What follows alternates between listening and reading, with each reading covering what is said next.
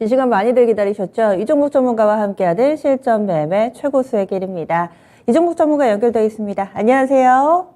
예, 안녕하십니까. 이종복입니다. 네, 연말 연초 해외 증시가 약간 간헐적으로 휴장이어가지고 우리가 참고해볼 만한 부분이 많지는 않은데 오늘 아침 상황 좀 어떻게 보고 계신가요? 해외 시장이 반등이 나왔어요, 여러분. 근데 국내장도 역시 아침에는 좀 세게 나왔죠. 세게 나왔는데 시간이 지나면서 역시 기술적으로 움직이는 것 같아요.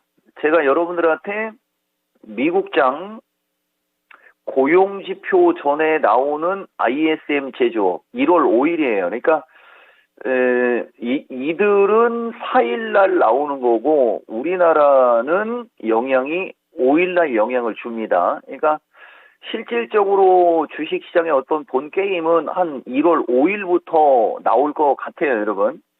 그리고 그 전에는 기술적으로 움직인다라고 보는 게 맞는 것 같은데 미국장이 안 열렸으니까 우리나라 조금 디테일하게 한번 볼게요, 여러분. 제가 여러분들한테 요거는 이따 두 번째도 나오겠는데 오늘도 역시 반등 시도는 나오긴 나왔어요. 반등 시도는 나오긴 나왔는데 295 수준이 요게 지지의 역할로 되거나 이렇게 움직이는 게 좋은데 요 부분이 저항의 역할로 움직이는 게 기술적으로 좀 안 좋습니다. 그래서 제가 봤을 땐 조금 늘어질 것 같긴 같아요, 여러분. 대신 이제 어느 정도 늘어지다가 반등을 먼저 줄 거냐, 아니면 그냥 늘어질 거냐인데, 여기서 전략 수립이 되게 중요한데, 지금처럼 움직일 때는, 이 시간에 누차 얘기했지만, 두 번째 얘기할 때가 좀 중요할 것 같아요, 여러분. 그래서 일단 해외 시장 반등, 국내장 혼조인데,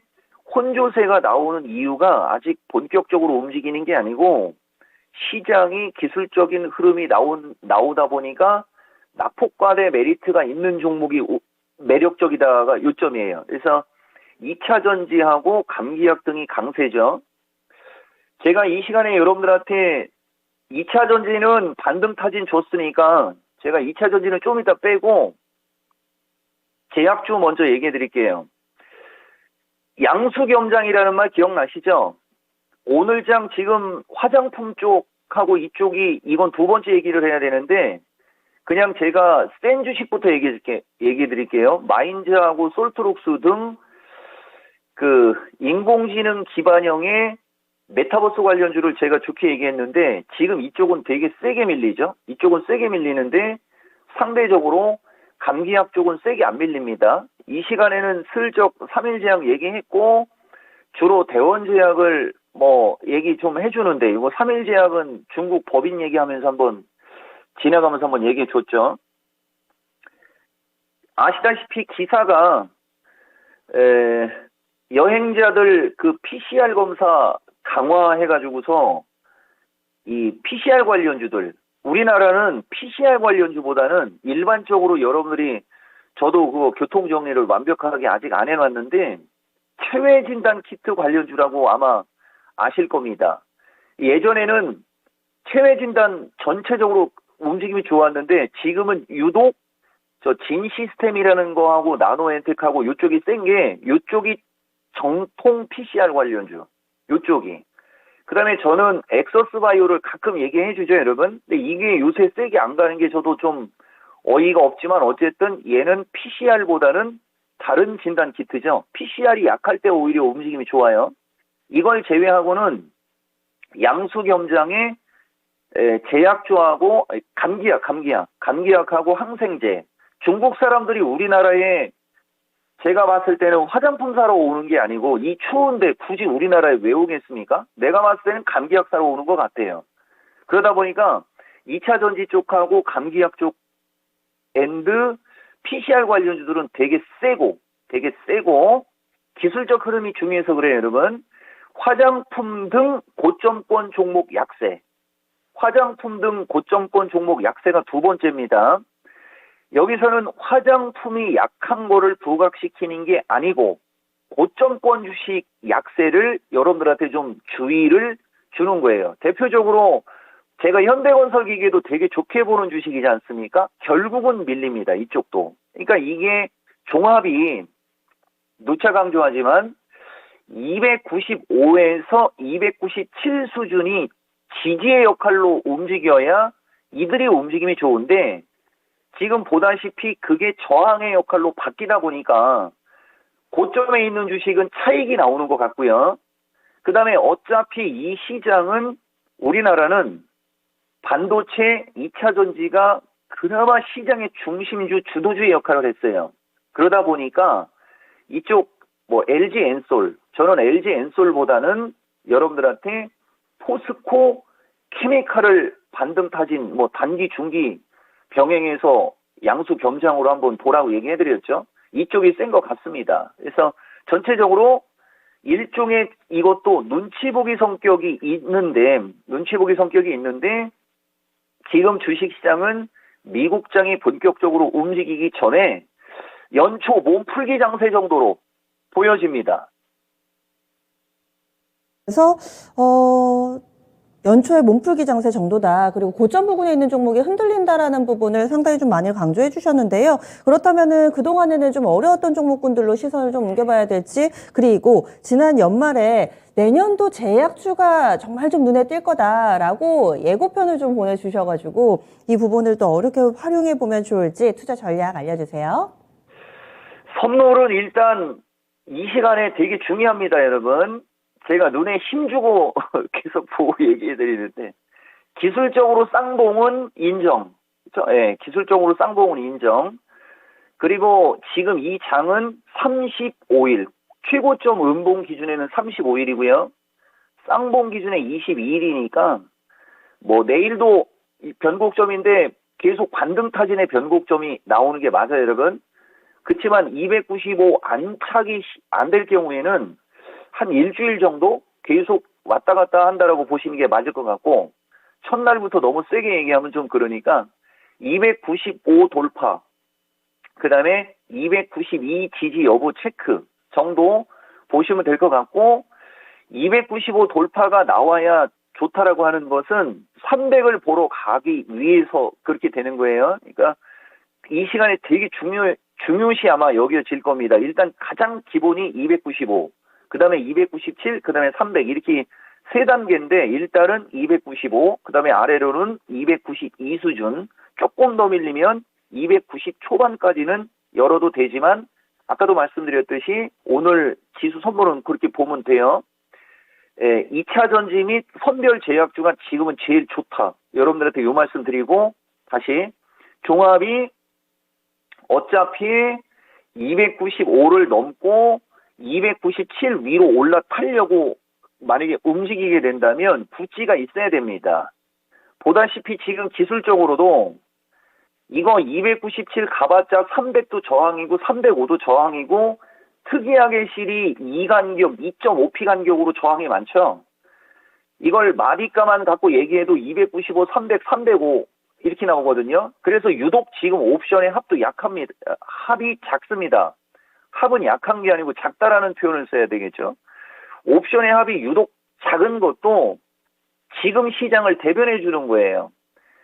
알다시피 여러분들, 제가 합을 1.8 플러스 마이너스로 얘기할 때가 수요일이거든요.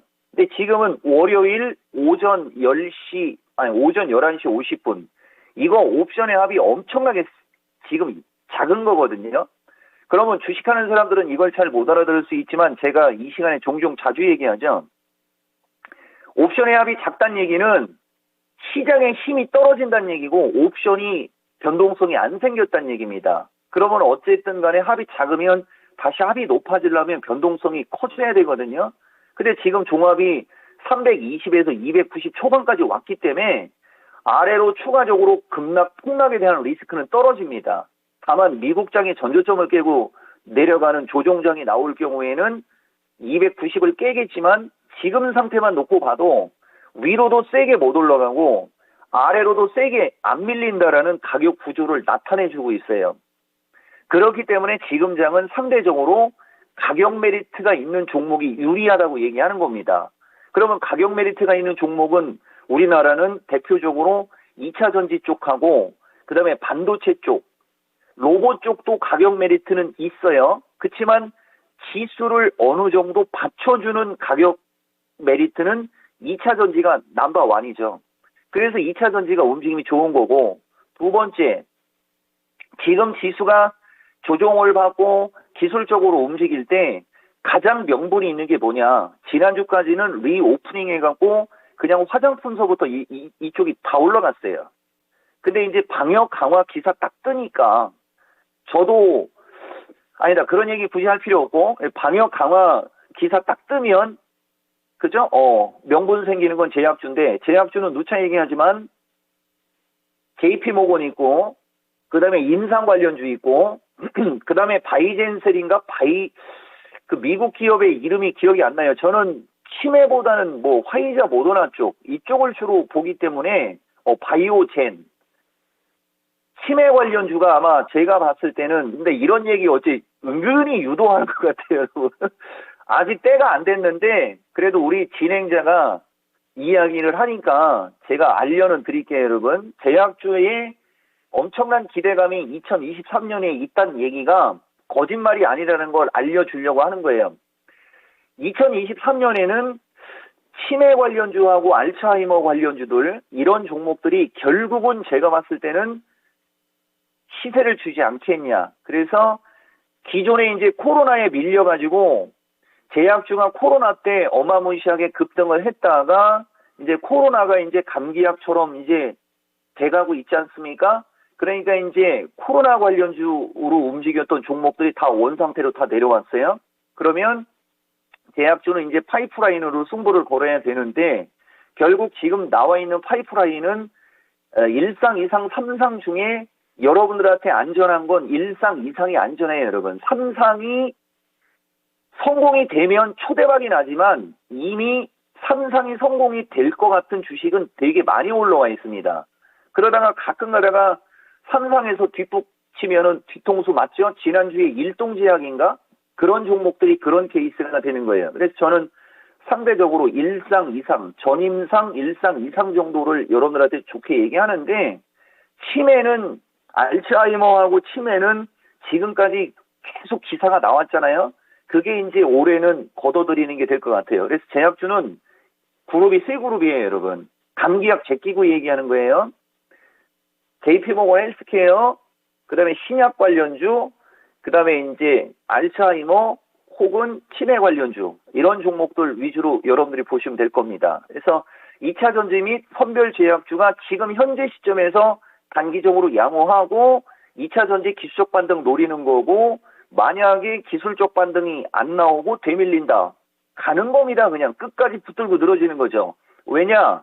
지금 우리나라는 갈 게 저쪽밖에 없다. 그리고 중기적으로 지속적으로 반도체 섹터에서는 차량용 반도체 쪽이 저는 조금 더 유리하다고 계속 얘기해 드리는 거니까 그쪽하고 그다음에 이제 로봇 관련주나 이쪽도 기술적으로 이제 모양이 만들어지면 반등이 나올 수 있는데 그쪽은 1월 5일 정도를 기준으로 보신다면은 지금장 노 프라브럼이다.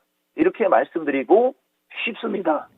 네, 전문가님 강조하는 얘기 하실 때 눈이 반짝반짝 하세요. 그래서 아마 그 눈빛을 시청자분들이 다 알아채셨을 것 같습니다. 그럼 내일 뵙겠습니다. 고맙습니다. 예, 고맙습니다. 이종복입니다. 네. 이종복 전문가 지금 2차전지 관련된 종목군들 여기에 선별적인 제약주 여러 번 좀 강조를 했습니다. 어떤 식의 좀 대응 전략 필요할지 좀 감이 잡히셨어요? 지수는 선물지수 292에서 295, 295선 돌파가 상당히 좀 중요하다라고 이야기를 해주시니까 참고하셔서 대응 전략 세워보시기 바랍니다. 지금까지 다양한 투자 판단에 대한 도움 말씀드렸고요. 종목의 상승 하락을 보장하지는 않습니다. 남은 시간 좀 더 집중해 보시고요. 전 여기서 인사드릴게요. 고맙습니다.